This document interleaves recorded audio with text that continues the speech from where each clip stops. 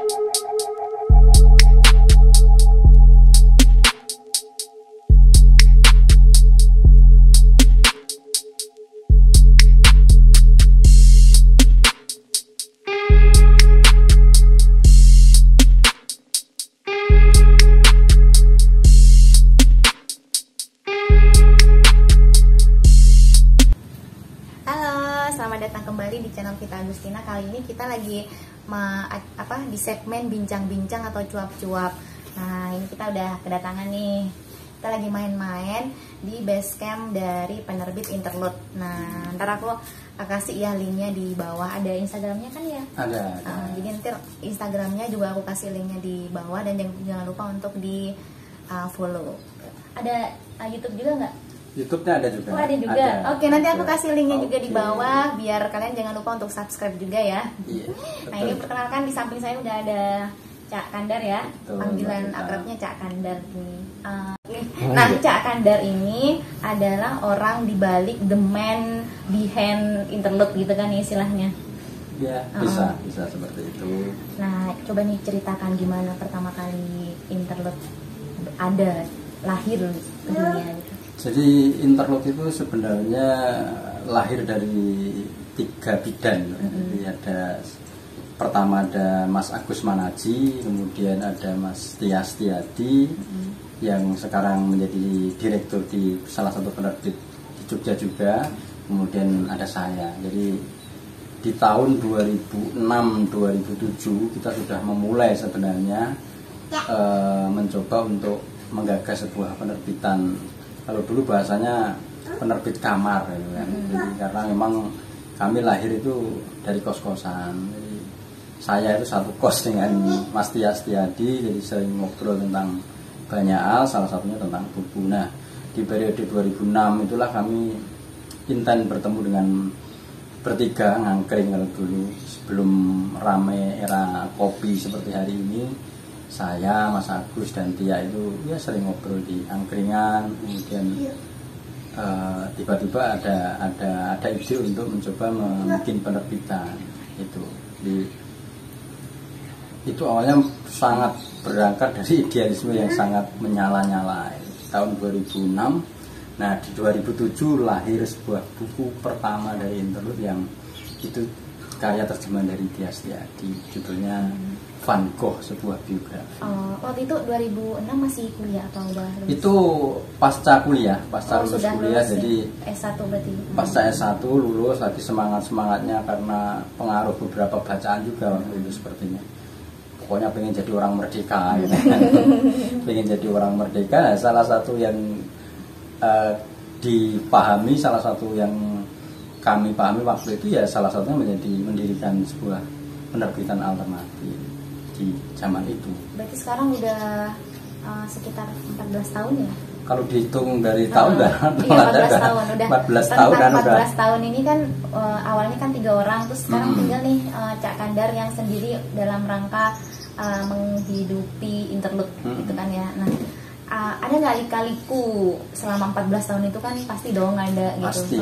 Jadi misalkan ada sempat mati lah atau sempat mati suri, misalkan ada beberapa yang seperti itu kemudian hidup lagi gitu. Atau gimana nih ceritanya lika-liku iya, gitu? tepat sekali, kita sempat mati suri. Jadi di awal-awal itu memang berangkat dari semangat modalnya, modal terlalu banyak, modal semangat, modal yang lain itu tidak banyak. Jadi akhirnya karena ternyata di kemudian hari kami sadar bahwa menerbitkan buku itu harus konsisten, harus ada kontinuitas, ada keberlanjutan, di mana itu yang akan menghidupi sebuah penerbitan. Nah, di zaman itu sisi lain juga waktu itu untuk nyetak belum seperti sekarang. Waktu itu belum bisa POD, belum bisa cetak 100 atau 50 atau 200. Dulu harus minimal misalkan 500 atau 1000 dengan mesin toko waktu itu. Jadi dengan pertimbangan-pertimbangan itu atau perhitungan-perhitungan yang tidak terlalu matang, akhirnya dalam 1 tahun itu banyak tiap terbit 1 buku. 2007 1 buku, 2008 1 buku, 2009 1 buku gitu. Itu kan dari cash flow, dari hitung-hitungan manajemen bisnis sudah sangat tidak layak kan gitu. Akhirnya di 2009, 2008, 2009 itu kita bisa dikatakan mati suri. Terbit 2009 itu terbit Ciuman Hujan terjemahan soneta cinta Pablo Neruda itu. Nah, setelah itu mengalami kevakuman dan kami bertiga pun juga sudah sadar bahwa kita berada di realitas hidup gitu.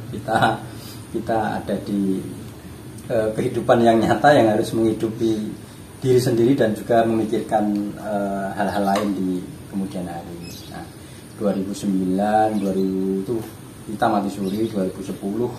Nah, baru mungkin di 2011 saya bertemu dengan Mas Agus, bertemu dengan Tia Setiadi, memohon izin, minta izin untuk menghidupkan interlude kembali. Karena Mas Agus waktu itu juga sudah menjadi seorang guru di salah satu SMK di Jogja. Tia Setiadi waktu itu juga sudah menjadi salah satu editor dan penerjemah salah satu penerbit di Jakarta juga. Nah, saya yang kelontang-kelantung itu akhirnya dengan kepepet akhirnya ya saya ngobrol sama Mas Agus sama Tia itu. Gimana men sama Tia, gimana Mas? Ini tak teruskan aja ya daripada saya nganggur nggak jelas gitu ya.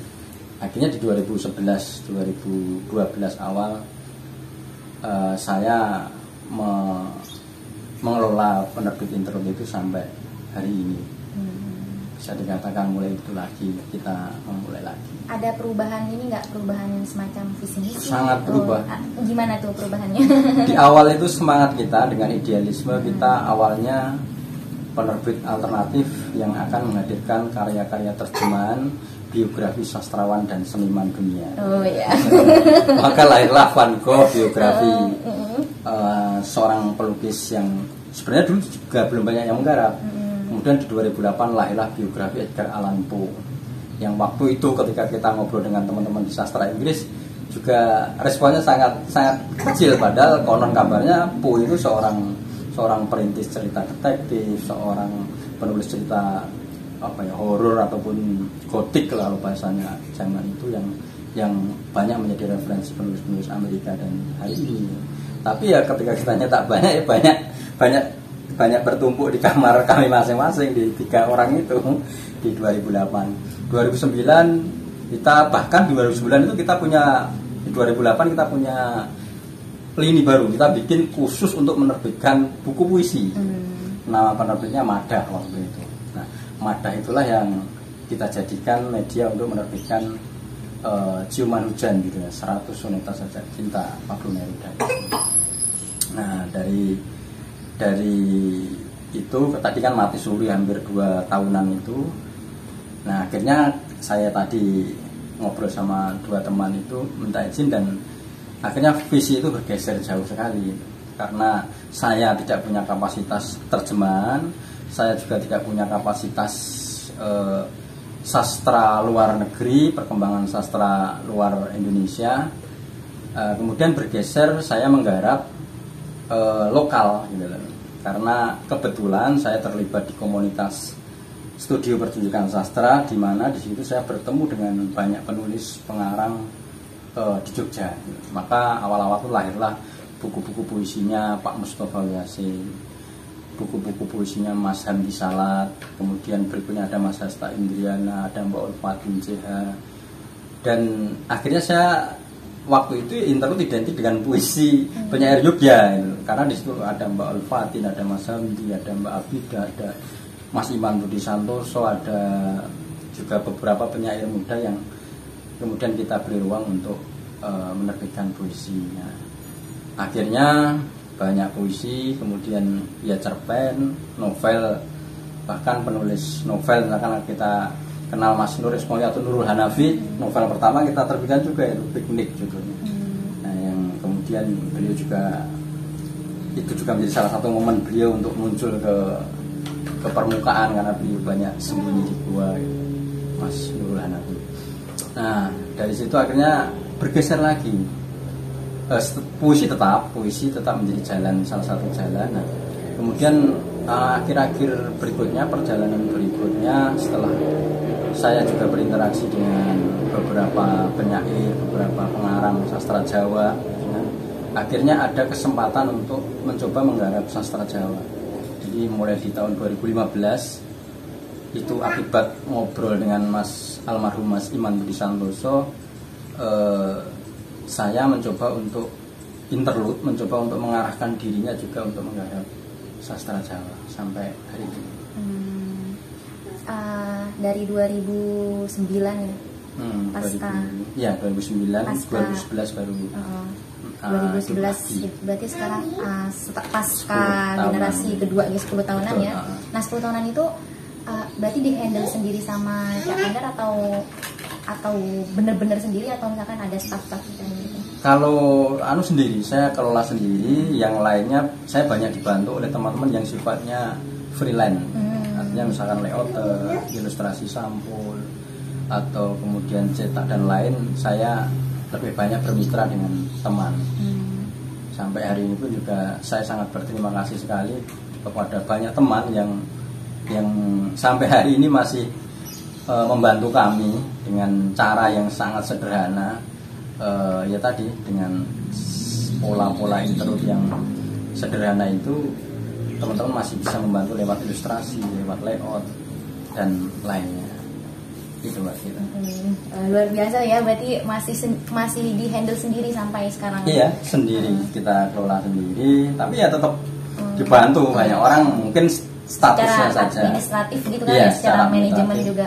Ya ini interlude pure buku-buku interlude, atau ada misalkan toko buku atau yang lain nggak? Atau misalkan ada buka lini apa gitu?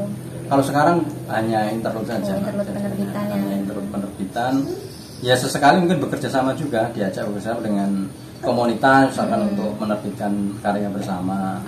Kita juga sangat terbuka karena kami juga lahir dari komunitas. Maka ketika ada komunitas, ada orang-orang yang punya intensi terhadap perkembangan komunitas, ketika diajak kerja sama bareng ya ayo. Atau bahkan kita punya ide tertentu, misalkan dulu kita punya ide dengan teman-teman komunitas Jawa, misalkan ya ayo bikin setiap tahun bikin antologi bersama, ya nanti kita bareng-bareng kita wujudkan. Seperti itu. Waktu itu udah di sini belum kantornya, atau masih waktu awal 2011? Mulai 2011 ya mulai di sini. Saya mulai tinggal di sini, akhirnya saya settle di sini, saya sudah menjadi warga Slemania di sini. Akhirnya ya nekat numpang hidup di Jogja ini. Ya saya lanjutkan dengan restu teman-teman tadi, 2 orang yang mau tidak mau, karena nama interlude itu juga dulu waktu di voting kan kan juga bukan dari saya, dari Tias Tiadi yang memberi nama yang kita pilih akhirnya untuk jadi apa nama. Artinya interlude itu, Cak ya?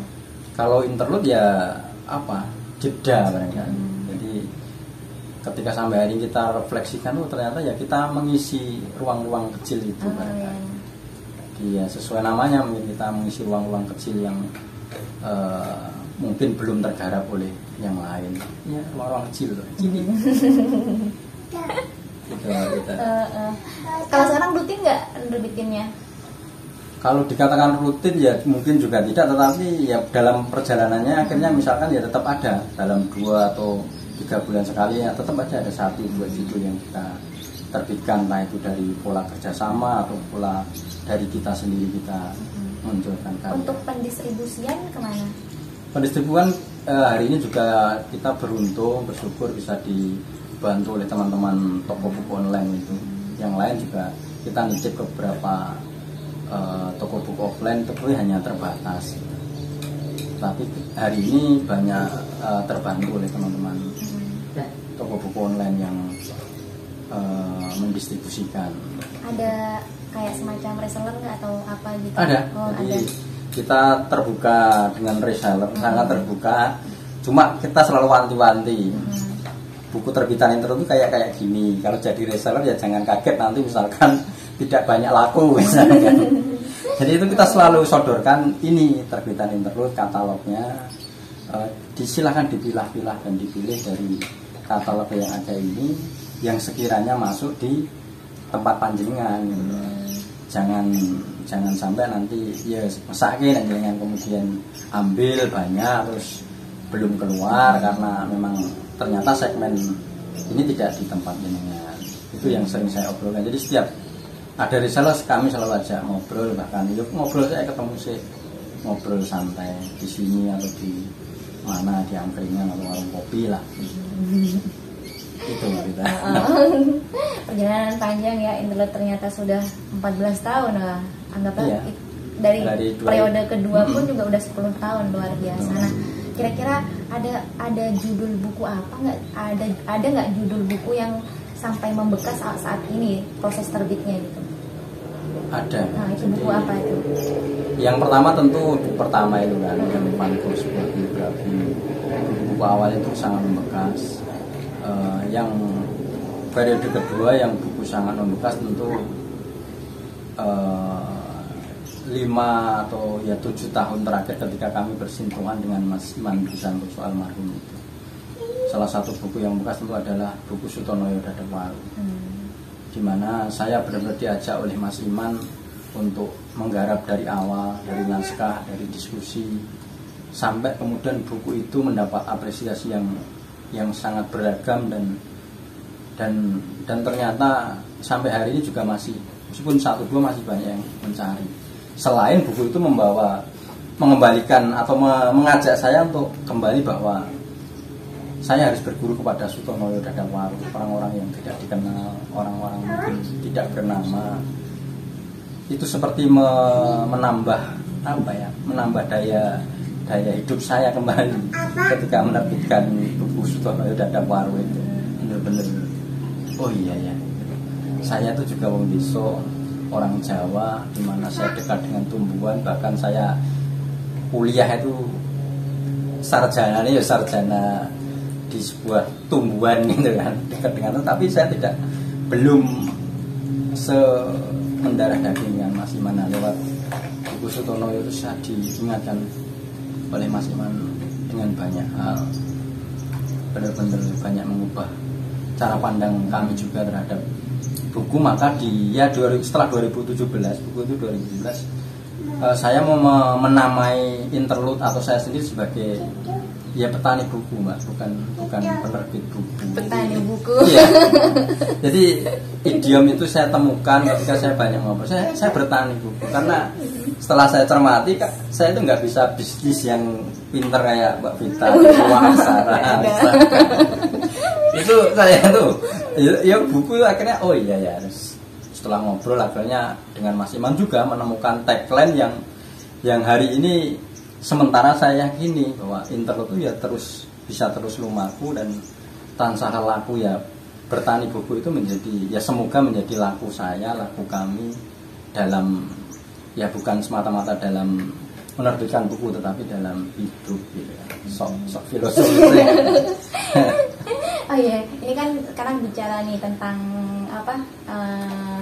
keuangan. Betul. Untuk modal awal dulu itu pribadi atau mungkin bareng-bareng? Kalau awal bareng-bareng, awal bareng-bareng, bahkan dulu itu Mas Agus itu sampai pinjam koperasi, Mas Agus Maraji itu waktu itu bahkan belum diangkat sebagai pegawai negeri waktu itu.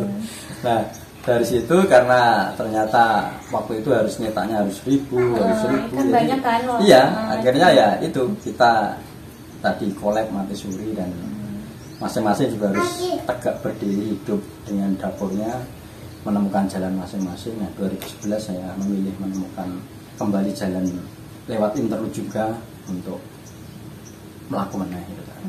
Nah ini rahasia terdalam nih sebenarnya.